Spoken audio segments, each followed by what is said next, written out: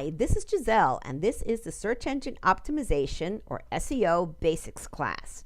With this class, you will have an understanding of what it takes to get on the front page of Google search.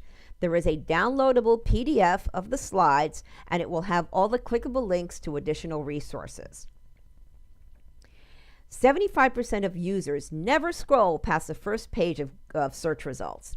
If your site is coming up on page 2 or deeper, forget it. You might as well be non-existent. 70 to 80% of users ignore paid ads. They know they're paid and they prefer the organic or non-paid results.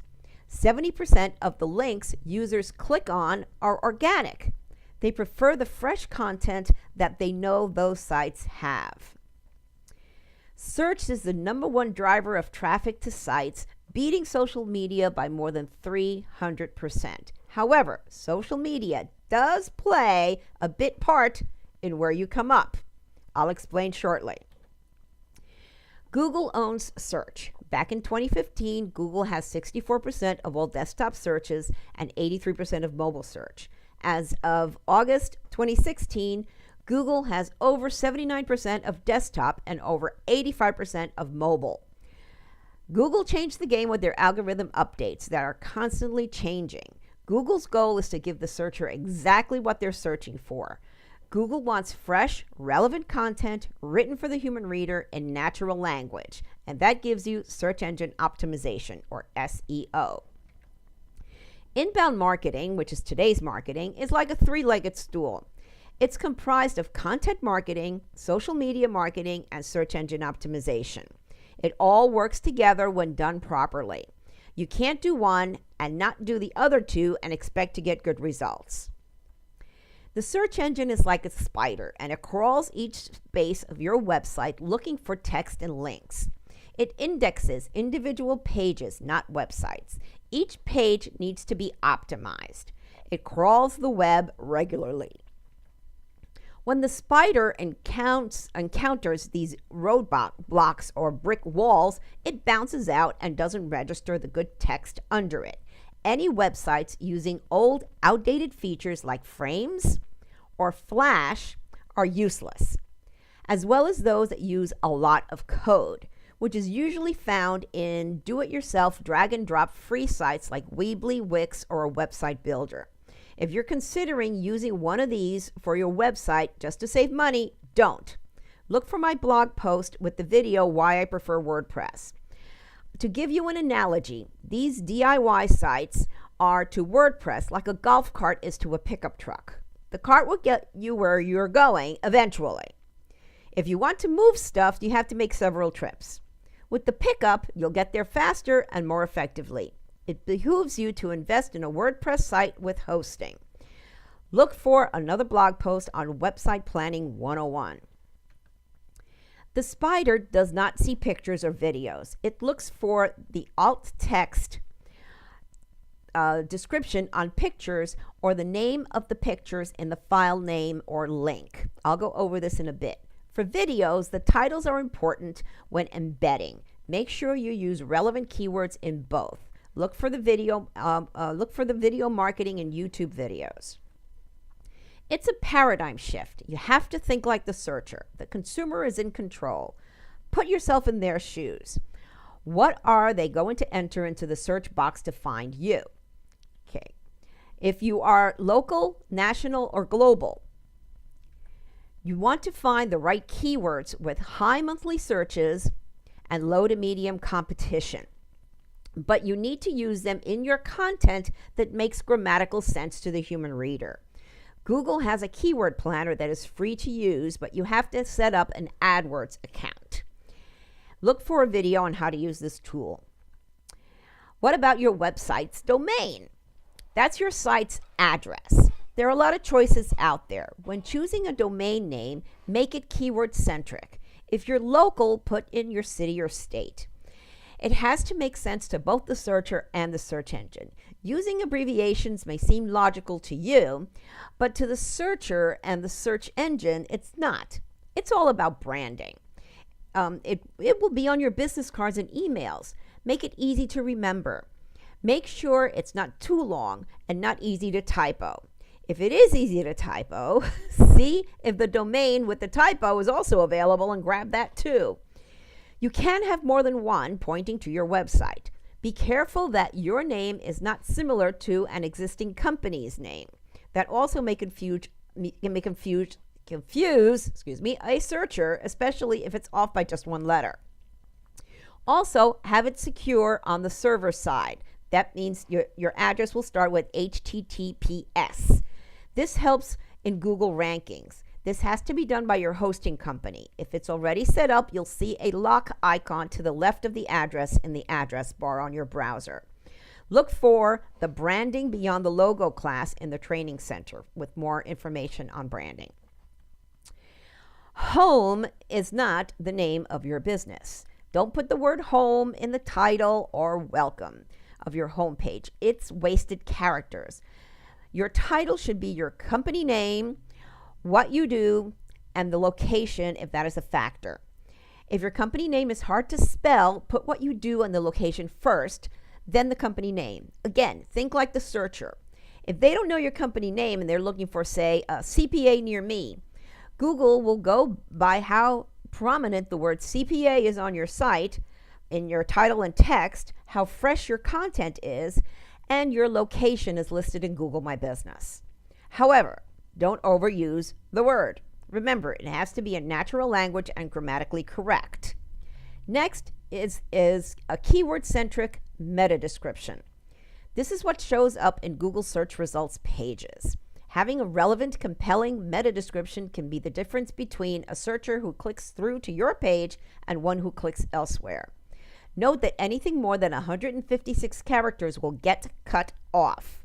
So put your major keywords in the beginning. Look for my How to Blog video and how to optimize each blog post. Everything is keyword centric. So do your keyword research before you create your site.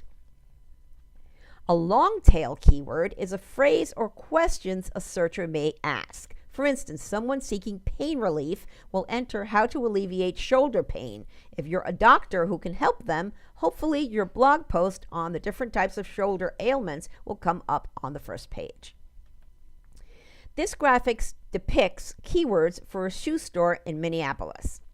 If someone is searching for the top lifestyle keywords, they are more likely to convert later. They're looking for information on things to do. So if the shoe store has blog posts on these topics, their site will come up. If the searcher is ready to buy, they're looking for more specific terms like hiking boots. Or they remembered the name of the store from the great article they read on hiking trails, and they'll search for the name. Pause the video here and think about what lifestyle, product, and brand keywords would apply to your business. Besides text, Google also looks for relevant links. These can be either internal links to related content within your site or blog, or external links to other people's related content and your social media profiles. Build your site with the human reader in mind, but keeping in mind also that the search engine needs to be able to see everything. It needs to be easy on the eyes, easy to navigate. The branding class covers the psychology of color too. Internal links should make sense to the visitor. Think of it as a stranger walking into a store for the first time. You need to guide them where you want them to go.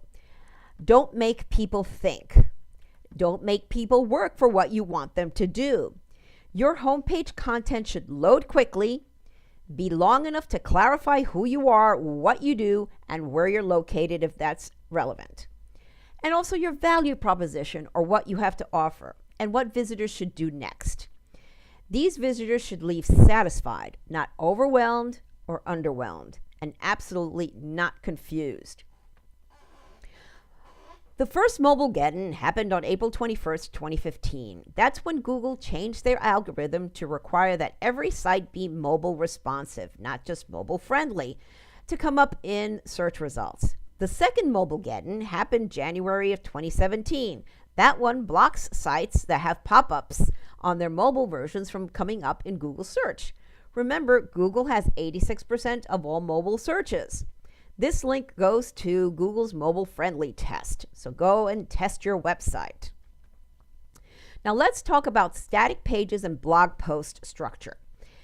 Each post that you write becomes another page to your site. The more the better. I'll talk about that soon. Okay. First, you want your H1 heading. This is the main heading or your title of the page. Okay. And it should be what it is that you do, if this is on your home page or the title of the blog post. On your home page, don't put welcome. Again, keyword centric. Okay. Then you've got your H2, H3, H4 subheadings. The smaller the size, the higher the number, the smaller the size. These help break up the page. Then use bullet points, either numeric or just regular bullets, to make bulleted lists in your page. Using bullets helps draw the reader's eye down the page, and many people just skim, so they look for bullets. Your text content, again, written for the human reader, but keyword centric. Use bold and italics on your major keywords. Graphics, always add a picture with descriptions in the alt text box. For blog posts, choose one or two categories, and these are index topics. Don't use uncategorized ever. Several tags.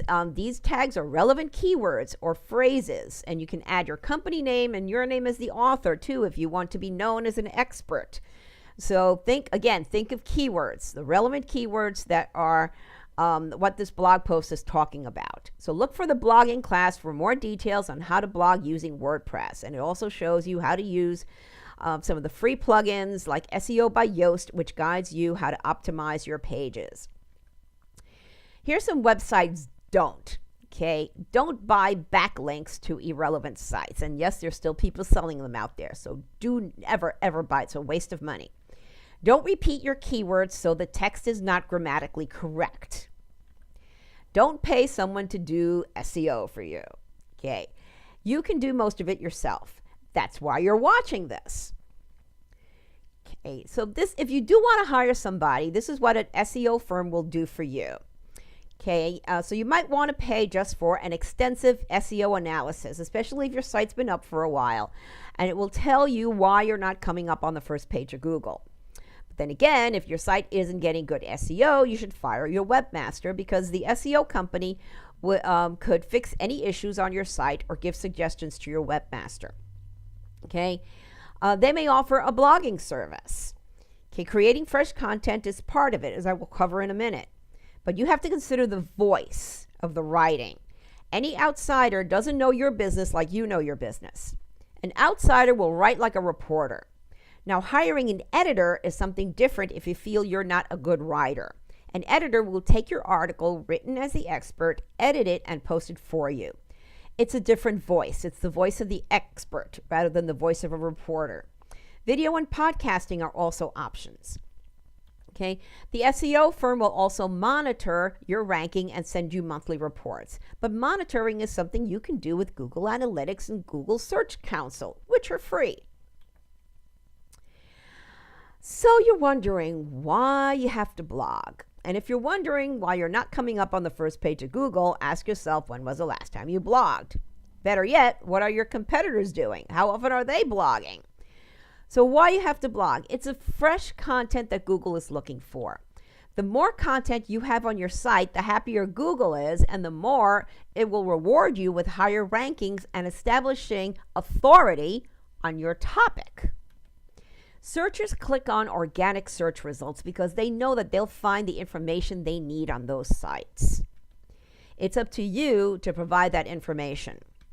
Answer questions that are relevant to your business. And Google ignores stagnant websites. Always add a graphic. Even if you're embedding a video.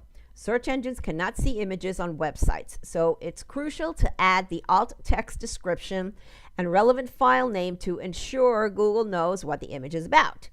By not creating this text, you lose a huge opportunity to be as visible as possible online. Don't leave the file name as a numeric value that your camera gives it. Also, the social networks show the graphic in posts and it makes it more eye-catching. Again, watch the blogging videos as they go into more detail on how to do this. So how often should you blog? Anything less than weekly, you might as well not bother. 2 to 3 times a week is optimum.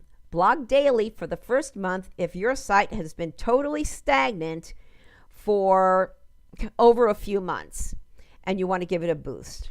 If you're not going to be blogging at least once a week, you might as well not have a blog. Remove the link from your site. It's hurting you more than helping. Google gives more priority to fresh content. And it looks bad if somebody clicks on your blog and sees the last post was November of 2014. Okay, that looks really bad and it's part of your image. One of the reasons I prefer WordPress is all the free plugins. Here are the ones that will help you with blogging. You'll need some security ones also. Your web designer should be able to install the best ones for your site. SEO by Yoast helps each page and blog post to be optimized for Google. Google Analytics by Monster Insights. I'm not going to say it. It's an editorial assistant. It used to be Zamanta. This adds links to relevant content, makes it easy to add links to relevant content on other people's sites, helps with tags, those keywords, and external links. Jetpack, site statistics, and automates sharing each blog post to social media and much more. Social Media Feather adds follow buttons to the end of each post. These are good external links to your social media and it also helps build your following. How social media helps. Okay, so add the link to your site to all of your company's social media profiles. Look for the About or Bio sections. Each time you share a link to your blog or website on social media, the link is indexed by Google. The keywords and hashtags in your description in each of the networks help with the internal search engines for those networks. Over 58% of marketers who have been doing social media for 1 year or longer have improved search engine rankings. And that goes to show you that it doesn't happen overnight. In the notes are links to a couple of blog posts that will help. Let's go through each of the networks. Okay, Google Plus is Google Being Social, and it's now tied to Google My Business. Look for the Google Plus class on how to set that up. Any link shared publicly gets indexed in the search engine right away. And the more often you post, the better your search page results. The Jetpack WordPress plugin would do that automatically for you.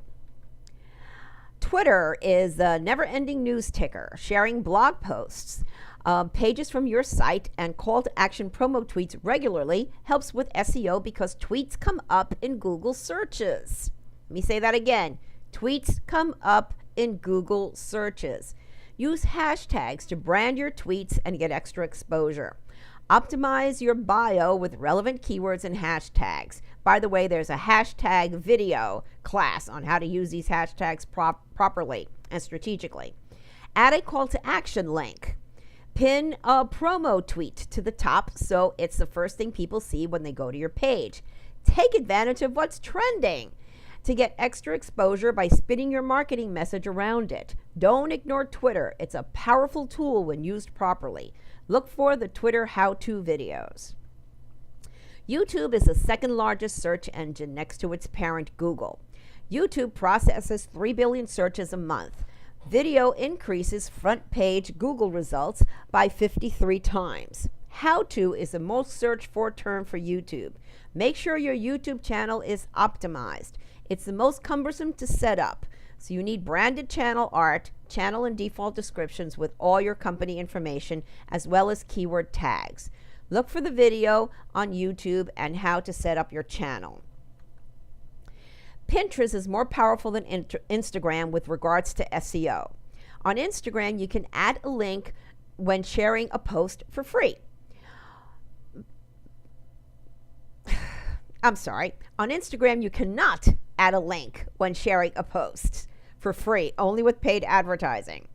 When someone pins a picture or video from your website to Pinterest, it takes the link with it.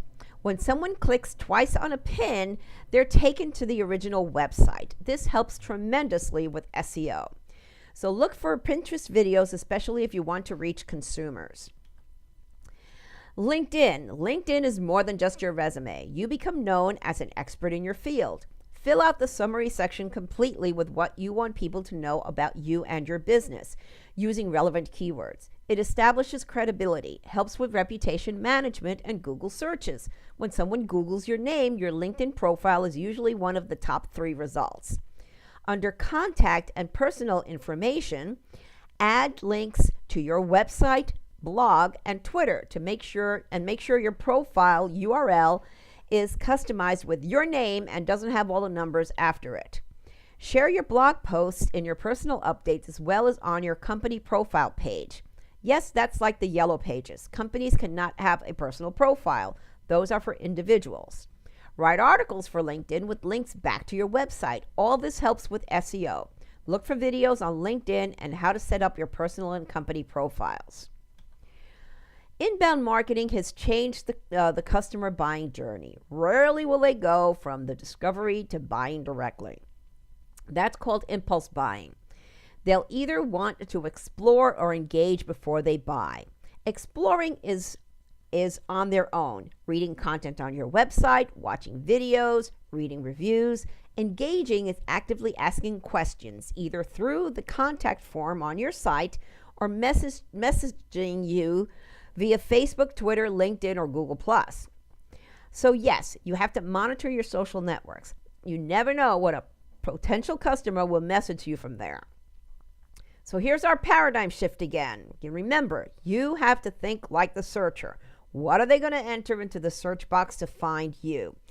And you must have your website set up to capture leads with a clear call to action to download something useful to your target. A blog or videos providing the fresh content that Google is looking for. And you need to promote that content and engage with your potential customers on social media. Remember, the consumer is in control. Put yourself in their shoes. Look at everything from their perspective. What's the first impression?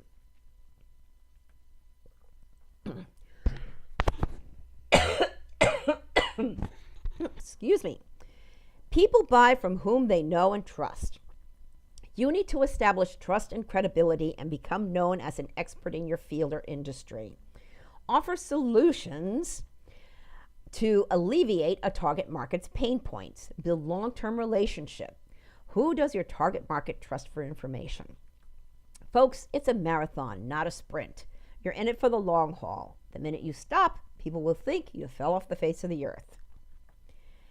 Now you know what it takes to get on the first page of Google. So what should you do now? First, clearly define your target market or markets.